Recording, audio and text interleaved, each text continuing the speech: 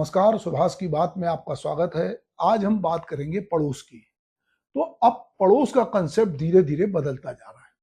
हजारों किलोमीटर दूर बैठा कोई व्यक्ति आपका पड़ोसी हो गया है और घर के पड़ोस में रहने वाला जो है उससे आपकी कोई दुआ सलाम तक नहीं है। रियल और वर्चुअल के बीच में इस दुनिया में सोशल मीडिया के जरिए आपने ऐसे दोस्त बना लिए हैं जिनसे आप कभी रूबरू मिले नहीं या जिनके साथ आप पढ़े लिखे खेले कूदे नहीं, वो कहीं ना कहीं आपसे ओझल हो रहे हैं। यही वजह है कि फेसबुक पर हजारों दोस्त मौजूद हैं पर आपके पास जो है वो कोई दोस्त नहीं है। दूर बैठा जो आपका सोशल मीडिया का दोस्त है वो आपके स्टेटस के जरिए आपके पल पल की खबर जो है उसको मिल जाती है, पर आस पड़ोस में आपका कोई दोस्त नहीं है, उसको किसी प्रकार की कोई खबर नहीं है। यदि आप किसी कैंपस कॉलोनी में रहते हैं और वहां के कॉलोनी के व्हाट्सएप ग्रुप से यदि आप जुड़े हैं तो बहुत बार आपके द्वारा जो पोस्ट किए जा रहे व्हाट्सएप मैसेज हैं वो व्हाट्सएप मैसेज जो हैं, आज यदि आप कैंपस कॉलोनी में रहते हैं और वहां के कॉलोनी के व्हाट्सएप ग्रुप में जुड़े हैं तो बहुत बार आपकी कॉलोनी के ग्रुप में जो भी लोग हैं उनके द्वारा पोस्ट किए जा रहे व्हाट्सएप मैसेज से, जो कि अधिकांश फॉरवर्डेड मैसेज होते हैं, पढ़कर आप समझ जाते हैं कि आपके पड़ोसी जो है कैसे हैं, उनकी सोच कैसी है। कई बार आपके आसपास की दुनिया से एक अलग तरह के लोग, अलग तरह का पड़ोस, अलग शहर के बारे में आपको बताते हैं। दरअसल आप कई बार सोचते हैं कि जिस शहर को, जिन लोगों को मैं जानता हूं वो तो ऐसे नहीं है। दरअसल वर्चुअल दुनिया के जरिए आपके आसपास की दुनिया का भी नैरेटिव सेट करने का काम आजकल बहुत जोर शोर से चल रहा है। छलावा ऐसा है कि आप निजी अनुभवों को खारिज करके उस बात पर यकीन करने लगते हैं, उसको सच मानने लगते हैं कि जो गणित है, अधिकांश लोगों ने अपने आसपास ऐसी दुनिया गढ़ ली है जो कहना चाहिए कि उनको वो दुनिया रास आती है, क्योंकि उनको उनके मन की बात लगती है, जैसा जैसा उनके दिमाग में उनका नैरेटिव सेट हुआ है। इस दुनिया का सबसे बड़ा भय है अकेलापन। व्हाट्सएप, फेसबुक के सहारे जिंदगी नहीं कटती, ये बात आजकल अक्सर सुनने को मिलती है कि लोग कहते हैं कि जीना है तो घर से निकलना होगा, रिश्ते बनाने होंगे, दोस्ती गांठनी होगी, पड़ोसियों से बातचीत करनी होगी। हम जिस छत्तीसगढ़ में रहते हैं वहां पे मितान परंपरा है। वहां पर लोग गजा मूंग के जरिए या भोजली के जरिए दोस्त बनाते हैं और सालों साल एक दूसरे की दोस्ती को निभाते हैं। पर अब दोस्त जो है वो फेसबुक से बन रहे हैं, वो अलग अलग सोशल प्लेटफॉर्म पे बन रहे हैं। वहां छलावा भी है क्योंकि आप उनको जानते नहीं, पर यहाँ जो दोस्त होते थे वो आमने सामने होते थे। आज के जो फ्लैट कल्चर है और महानगरी जीवन में सबसे बड़ी चुनौती यह है कि खुदा ना खास्ता यदि आप बहुत बीमार हो गए, आपकी मौत हो गई, तो आपको कंधा देने के लिए 4 लोगों का भी इंतजाम करना मुश्किल हो जाएगा। हमने इसकी बहुत बड़ी त्रासदी कोरोना काल में देखी कि बहुत सारे लोग अलग अलग जगह बीमार पड़े रहे और उनको कोई देखने सुनने वाला नहीं था। और जो बच्चे हैं, अगर हम पढ़े लिखे समाज की बात करें तो जो बच्चे होते हैं वो पढ़ लिख के नौकरी के लिए, रोजगार के लिए या तो देश में या देश के बाहर जाते हैं, तो कई बार लोग अपने अकेले होते हैं और अकेलेपन में उनकी अपनी तनाई होती है और वर्चुअल दुनिया में जाकर वो बहुत सारे दोस्त खोजते हैं। जिन पड़ोसियों के लिए नो एंट्री का बोर्ड लगा था, जिन्हें कभी आपने घर नहीं बुलाया, भला वो आपको घाट तक पहुंचाने क्यों जाएंगे? ये एक सामान्य सी बात है। हमने कोरोना काल में जो इस सच्चाई को बहुत नजदीक से देखा, सबने महसूस किया। पहले कहा जाता था कि किसी के सुख में जाओ या मत जाओ, पर दुख में जरूर जाना चाहिए। अब जो लोग हैं वो दुख की अभिव्यक्ति जो है सोशल मीडिया के जरिए कर लेते हैं। सारा दुख, सारी श्रद्धांजलि, सारी भावनाएं सोशल मीडिया पे उड़ेलते हैं और पड़ोस में भी जाने की जहमत नहीं उठाते। यदि आपके बहुत जीवन संबंध रिश्तेदारों से, दोस्तों यारों से, तो आपके यहाँ लोग बैठते दिखेंगे, पर अगर आपके संबंध नहीं है तो आप ये देखिए कि आजकल 13वीं कोई नहीं करता, 13 दिन वेट नहीं करता, तीसरे दिन जो है उठाव नाव की रस्म करते हैं। लोगों के पास समय नहीं है। ऐसे समय में यदि आपका पड़ोस बदल रहा है तो ये एक नई तरह की चुनौती है। पड़ोस की इस नई धारणा में मानवीय संबंधों में आमूलचूल परिवर्तन ला दिया है। मोहल्लेदारी की सदियों पुरानी परंपरा इस वर्चुअल की चपेट में आकर नष्ट हुई है। जीवंत वार्तालाप की जगह वर्चुअल संवाद ने ले लिया है और आपस में वस्तुओं के आदान प्रदान की जो परंपरा खत्म होने के साथ साथ परस्पर आत्मीयता का स्रोत भी सूख गया है। पड़ोस के घर में से व्यंजनों का लेना देना नहीं होता।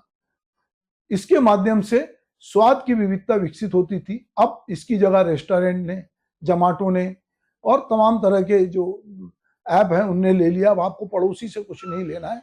ये जो आपको जो बहुत सारे व्यंजन आपको मिलते हैं, जहाँ जो स्वाद है वो लगभग एक सा हो गया है। उसका एक कहना चाहिए कि स्टैंडर्ड उसका तय हो गया है।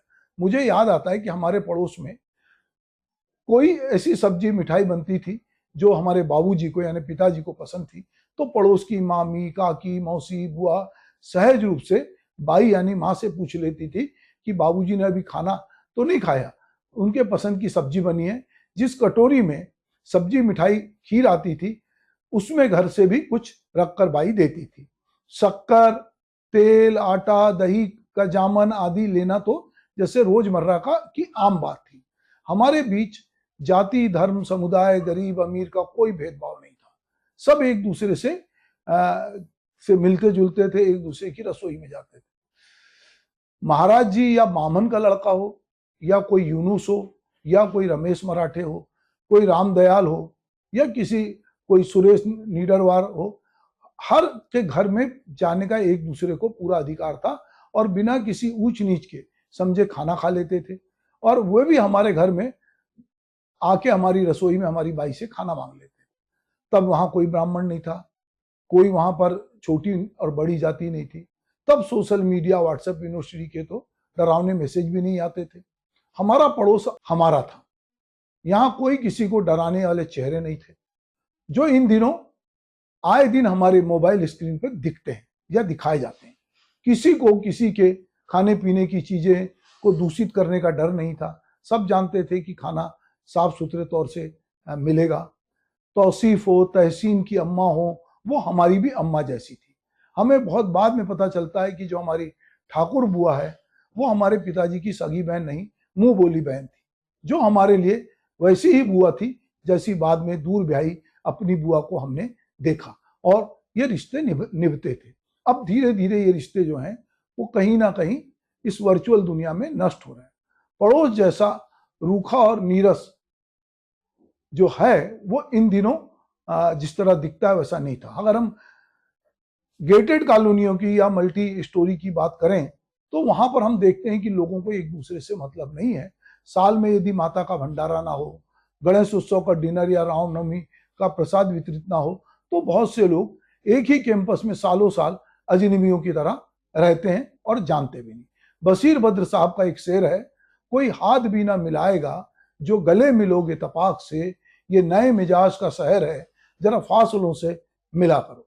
तो औद्योगिकीकरण की शुरुआत के दौर में देश में के विभिन्न अंचलों से आए लोगों में पारस्पर सांस्कृतिक लेन देन के जरिए विविधता और सामंजस्य का जो नया माहौल निर्मित हुआ था, आज जो है वह एकाकीपन और तटस्थता की प्रवृत्ति ने उसे लील चुकी है और निजता को सामाजिक जीवन में मूल्य की तरह स्थापित कर दिया गया है। पुराने ढंग के पड़ोस में निजता की जगह सामूहिक का उत्साह था, मिलजुल के रहने का उत्साह था। नए पड़ोस के आभासी स्पेस में मित्रता के भेष में फुफकार कर मारता विद्वेष और दूसरे को नीचा दिखाने की प्रवृत्ति है। ये प्रवृत्ति बहुत घातक है और ये एक दिखावा की प्रवृत्ति है जिससे सभी लोग अभी इस समय ग्रसित हैं। दरअसल नया पड़ोस वास्तविक नहीं, तकनीक द्वारा निर्मित है। जाहिर है तकनीक के हाथों में है। मानवीय संबंधों का नियंत्रण भी स्वाभाविक तौर पे तकनीक के पास ही है। यही आज की त्रासदी है कि मनुष्य का स्थान तकनीक ने ले लिया है। और जो है ये तकनीक को लेकर जब हम बात करते हैं तो हमको बहुत बार हमारे जो आसपास के कवि लेखक हैं उनकी कृतियां याद आती हैं। मेरे प्रिय कवि विनोद कुमार शुक्ल की कविताओं में पड़ोस बहुत ही शिद्दत से मौजूद है। वास्तविकता में उनका पड़ोस उतना अच्छा नहीं है जैसा कि उनका रचना संसार है। वो जब उनसे इस पर बात करते हैं तो कहते हैं कि कोई बात नहीं, यदि मेरा पड़ोस अच्छा नहीं है तो मेरी कल्पना में तो मैं अपने अच्छे पड़ोस के बारे में सोच सकता हूँ। इसलिए हम जो देखते हैं कि उनकी कविताएं जो हैं उसमें पड़ोस की बात है, वो पूरा पड़ोस पूरी दुनिया तक फैलाते हैं। उनकी एक कविता है, जो मेरे घर कभी नहीं आएंगे, मैं उनसे मिलने उनके पास चला जाऊंगा, एक उफनती नदी कभी नहीं आएगी मेरे घर, नदी जैसे लोगों से मिलने नदी किनारे जाऊंगा, कुछ तैरूंगा और डूब जाऊंगा। पहाड़, टीले, चट्टाने, तालाब, असंख्य पेड़, खेत कभी नहीं आएंगे मेरे घर। खेत खलियान जैसे लोगों से मिलने गांव-गांव, जंगल गलियां जाऊंगा। जो लगातार काम में लगे हैं, मैं फुर्सत से नहीं, उनसे एक जरूरी काम की तरह मिलता रहूंगा। इसे मैं अकेली आखिरी इच्छा की तरह सबसे पहली इच्छा रखना चाहूंगा। विनोद जी चूंकि मेरे बहुत पसंदीदा कवि हैं, उनकी एक कविता प्रसंगवश मुझे याद आती है कि अब कभी मिलना नहीं होगा ऐसा था। अब कभी मिलना नहीं होगा ऐसा था और हम मिल गए। 2 बार ऐसा हुआ, पहले 15 बरस बाद मिले, फिर उसके 8 बरस बाद। जीवन इसी तरह का जैसे स्थगित मृत्यु है, जो उसी तरह बिछुड़ा देती है जैसे मृत्यु। 5 बरस बाद तीसरी बार यह हुआ, अब की पड़ोस में वह रहने आई। उसे तब ना मेरा पता था ना मुझे उसका। पड़ोस सा ना मुझे उसे, ना तब मेरा पता था ना मुझे उसका। थोड़ा सा शेष जीवन दोनों का पड़ोस में साथ रहने को बचा था। तो ये जो हम जीवन पड़ोस में साथ रहते हैं या हम आपस में साथ बिताते हैं, तो ये हमारा पड़ोस है। हमको ये लगता है कि कोई ये सोचता है कि आपके पड़ोस में आग लगी है और आप सुरक्षित हैं, तो कहीं ना कहीं आप मुगालते में कि जो पड़ोस में आग लगी है तो वो आग आप तक पहुंचेगी। आपके रिश्तेदार बहुत बाद में आएंगे, हो सकता है कि वो वर्चुअल दुनिया से आपसे जुड़ जाएं, आपके हाल चाल पूछ लें, पर यदि कोई भी दिक्कत होगी, कोई मुसीबत आएगी, तो आपका सबसे पहले आपका पड़ोसी, आपका पड़ोस खड़ा होगा। तो हम ये जो बदल रहा है परिवेश और जिस तरह से पूरा हमारा पड़ोस बदल रहा है और हम वर्चुअल की तरफ जा रहे हैं, तो हमको सोचने की जरूरत है कि जो हमारा एक मोहल्ला कल्चर था, जो हमारा एक आत्मीयता के रिलेशन थे, जो बहुत घनिष्ठता थी, वो कहीं हमारी निजता के चक्कर में, हमारे एकाकीपन के चक्कर में या सोशल मीडिया में किसी कोने में डूबे रहने से वो नष्ट तो नहीं हो रहा है। तो मुझे लगता है कि ये महसूस करता हूं मैं कि धीरे धीरे हमारा पड़ोस जो है वो हमसे दूर होता जा रहा है। कहने को हम पड़ोसी हैं, पर हमारी उस तरह से एक दूसरे से जान पहचान नहीं है जैसे पहले होती थी। पहले सब लोग एक दूसरे को जानते थे, किसका बेटा कहाँ पढ़ता है, कहाँ गया, कब आएगा, छुट्टी में क्या होगा, एक दूसरे के सुख दुख में सब साथ रहते थे। तो डिप्रेशन जैसी कोई बात नहीं थी। कोई बुआ के पास जाके अपनी व्यथा रो लेता था, कोई मौसी को कुछ बता देता था, कोई पड़ोस की बड़ी अम्मा को बता देता था, कोई चेहरा देख के समझ जाता था कि आज उदास क्यों हो। तो बहुत सारी चीजें होती थी। यदि आपके घर में कोई चीज का अभाव है तो पड़ोस उसको पूरा कर देता था। यदि आपके कोई रिश्ता आ रहा है तो सारे पड़ोसी एकजुट हो जाते थे और सब मिलजुल के पूरे मोहल्ले की इज्जत का सवाल समझते थे। पर अब धीरे धीरे पड़ोस नष्ट हो रहा है। हम अपने पड़ोस को कैसे बचाएं, यह हमारे लिए आज सबसे बड़ी चुनौती है। नमस्कार।